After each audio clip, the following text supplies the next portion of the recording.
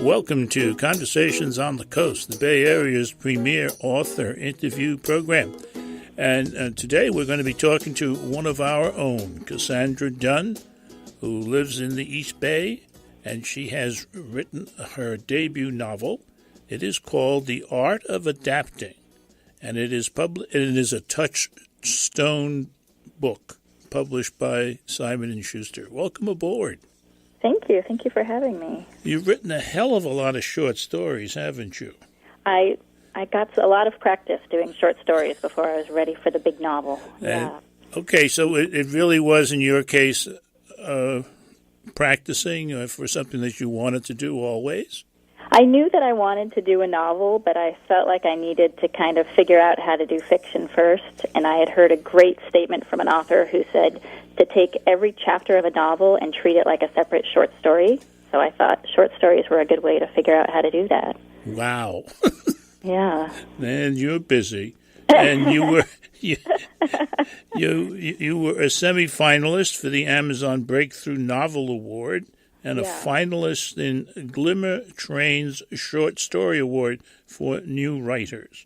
And you received your MFA from Mills College, and you have a couple of children.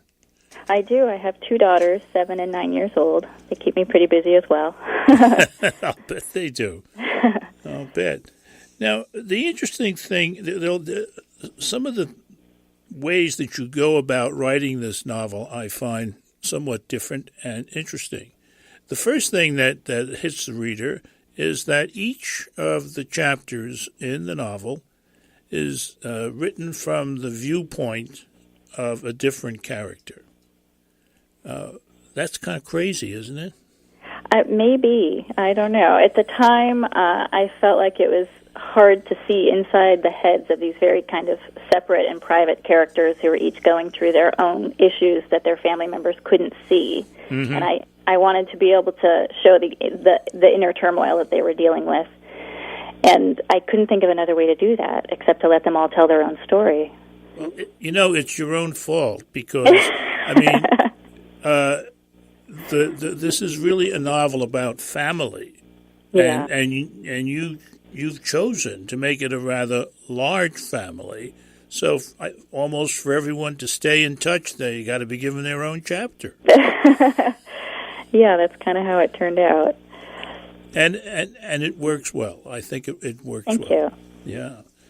The book itself is, I wrote down, a very tightly written, and it's very realistic. It's about a marriage that's falling apart, the effect that has on the children of the marriage, and also the presence of a character whom you write into the story because of a relative of yours, an uncle. Yeah, I grew up with an uncle who had Asperger syndrome.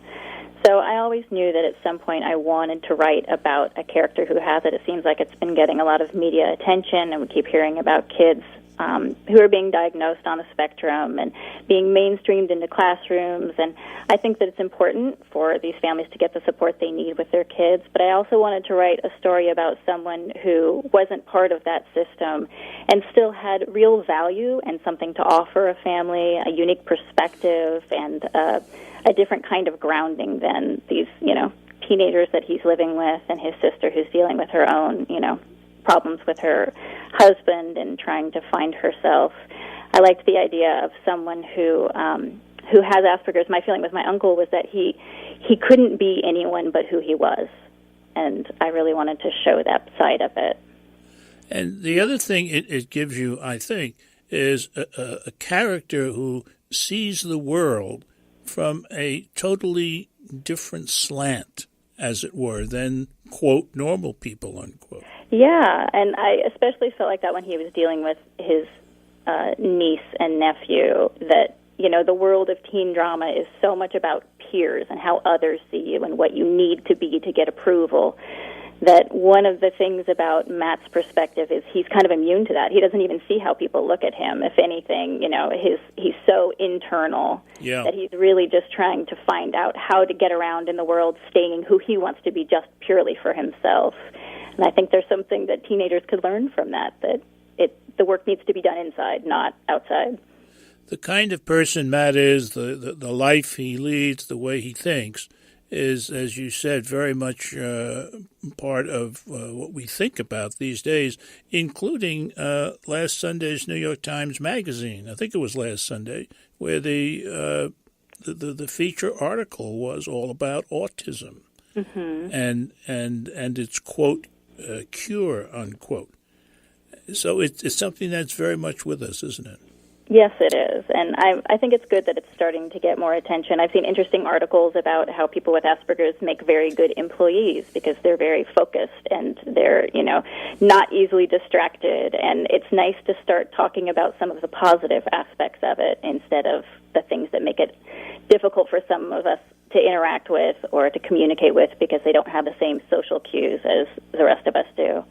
Yeah, there are so many things concerning Matt that I found admirable.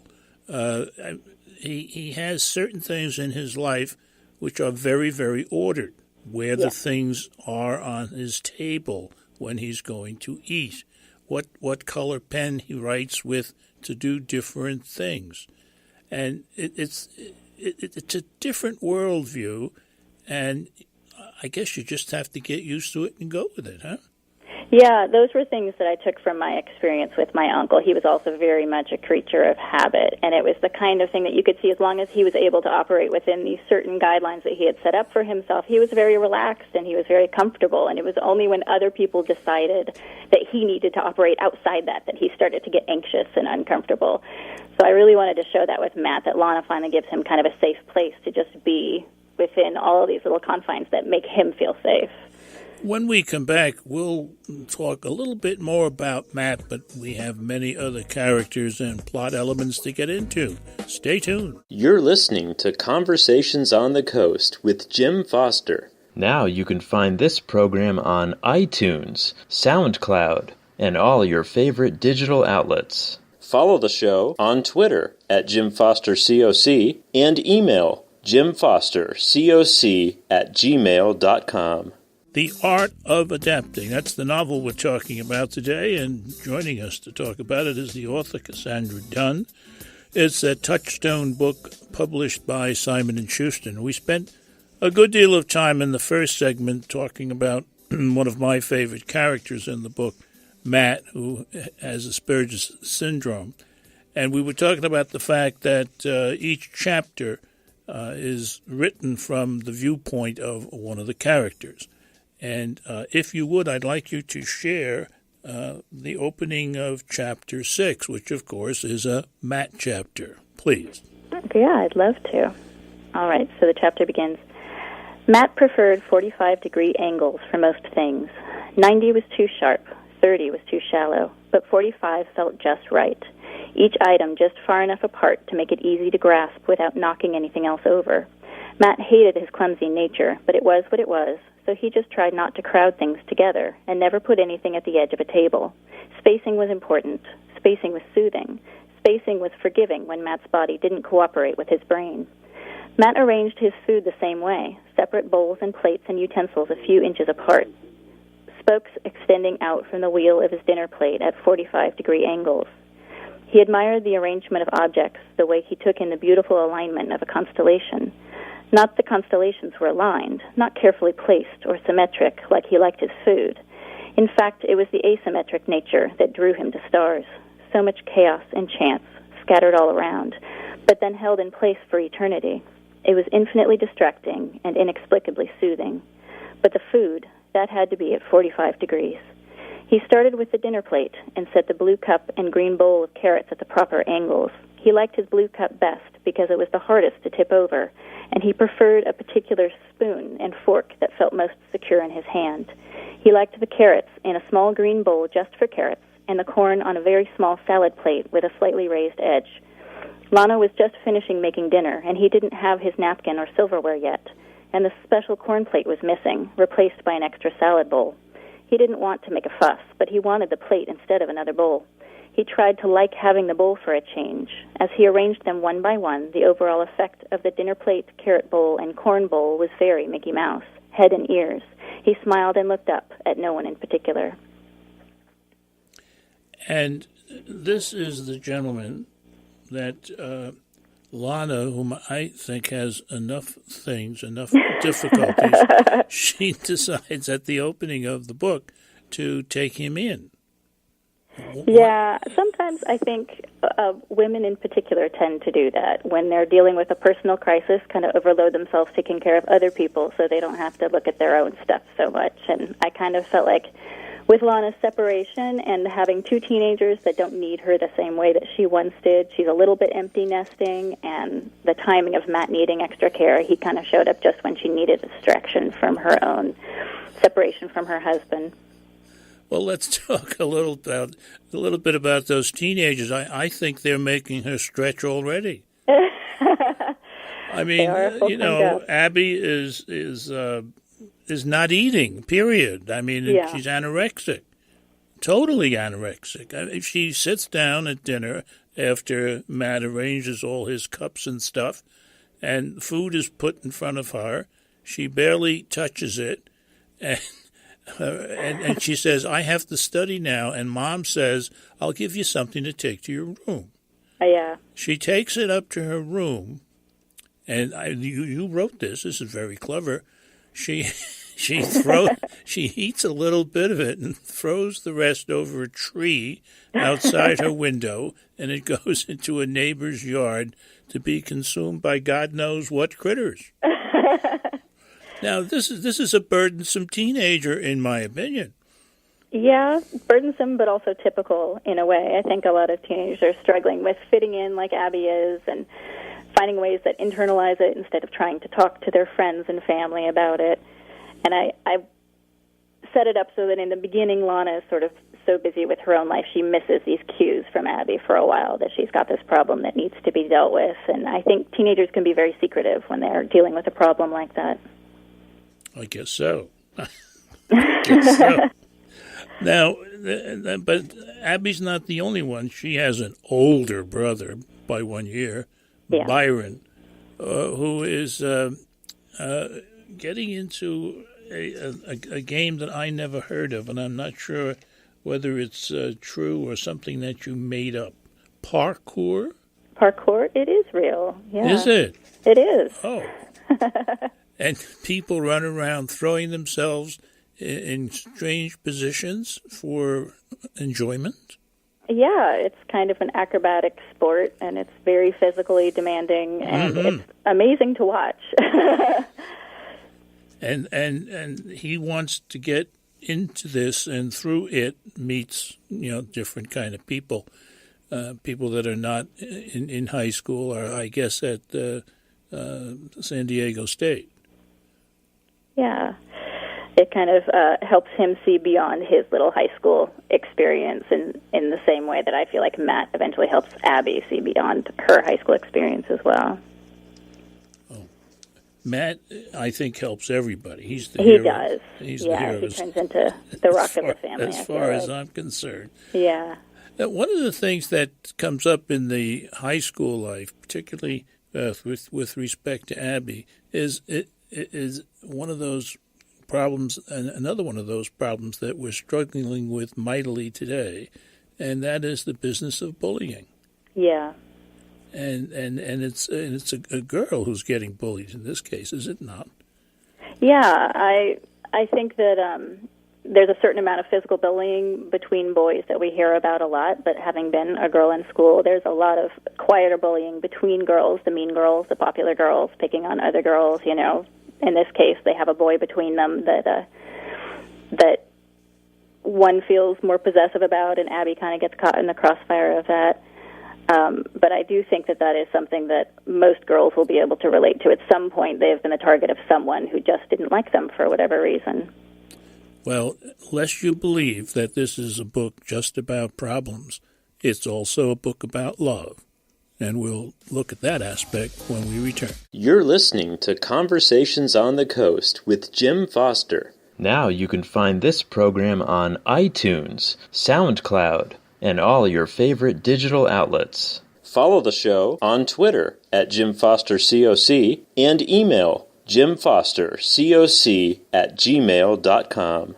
Cassandra Dunn has joined us today on Conversations on the Coast to talk about her first novel. It's called The Art of Adapting, and it is published as a Touchstone book by Simon & Schuster. One of the wonderful things about this first novel is the economy of writing. That is to say, that in a very short space, Cassandra nails things.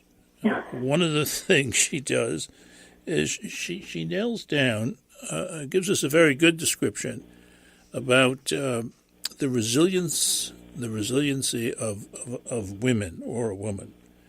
It says here, she filled Kamala.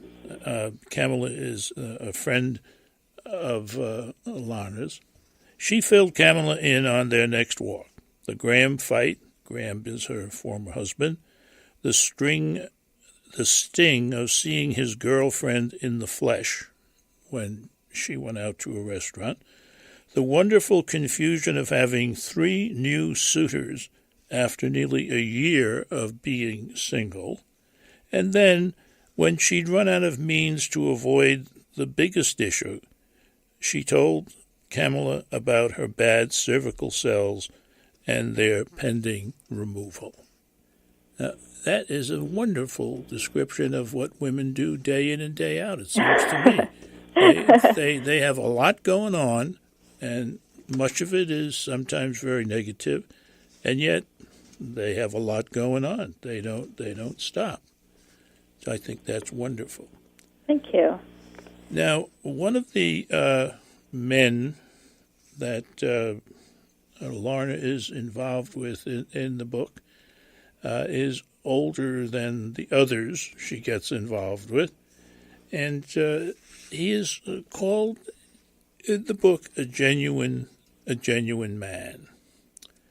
Lorna passed the reception desk, she writes, and saw Abbott, that's the gentleman in question, through the glass doors, leaning against the concrete wall. Lana got to watch him undetected for a moment. He was a genuine man. That's how she'd describe him. No gimmicks, no posturing, no aggression, nothing to prove, and he liked himself. So different from Graham and his need to shine, from Nick and his need to enforce rules, from Mitch and his mixed signals. That's a hard thing to find, isn't it? It definitely is. Yeah, I liked the idea of, offering Lana these kind of men that look exactly like the kind of guy you would like to date after your husband and you split up. Yeah. But having her make the wise choice of someone who really is going to be a good friend, because I do think that is the most important thing.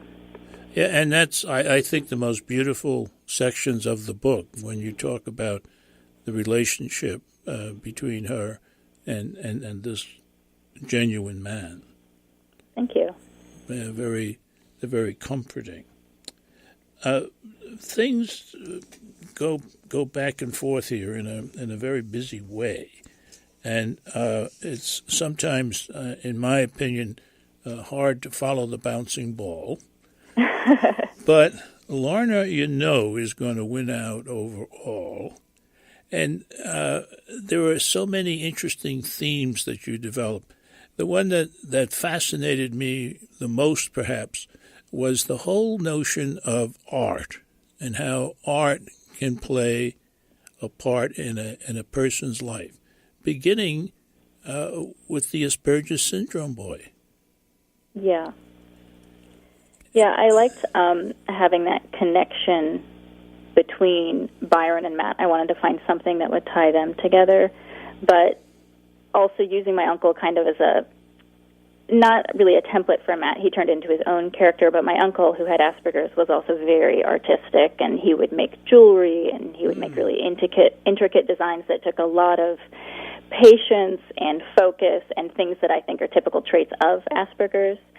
And it was interesting to see him kind of expressing himself in that creative way. So I felt like Matt would probably have some similar outlet, and I liked the idea of him having that, passed on in his family to Byron, who has this innate talent but doesn't appreciate it yet in the beginning of the book. He doodles, but he enjoys it, but he hasn't really thought about doing it in a broader sense yet. Yeah, and I think he's almost afraid to let it be discovered. Yeah, and I guess a part of me relates to that. As a writer, I spent a lot of years doing it privately and not thinking that anybody would ever see it. And it's a big leap to decide to show it to the world and to say, actually, this is something I want to do seriously. That's very interesting. And Byron, as a result, is not a typical teenager. I mean, not most teenagers are not involved in art in a serious way. Yeah. Unless you consider listening to music to be involved in art in a major way.